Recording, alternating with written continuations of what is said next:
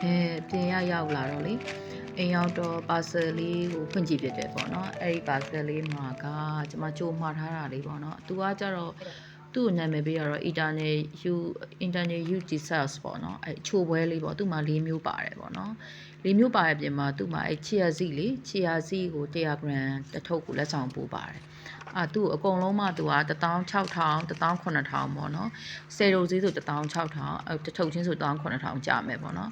သူကကြတော့အစာခံတယ်အစာခံပြီးတော့ညကြရင်ဟိုသမင်းစားခြင်းနဲ့စိတ်ကိုဖျောက်ပြီးတော့ဒါလေးကိုတောက်လိုက်ရင်သူက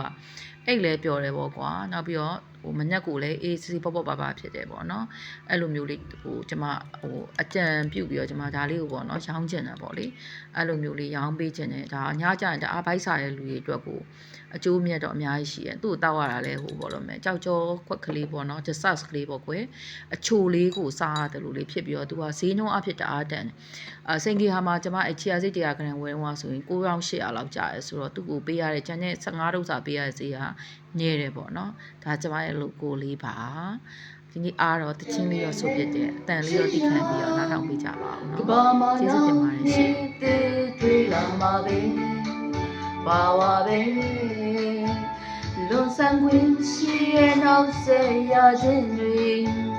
တို့တင်နိုင်တဲ့ပြောင်းလဲများကြုံတော်လေ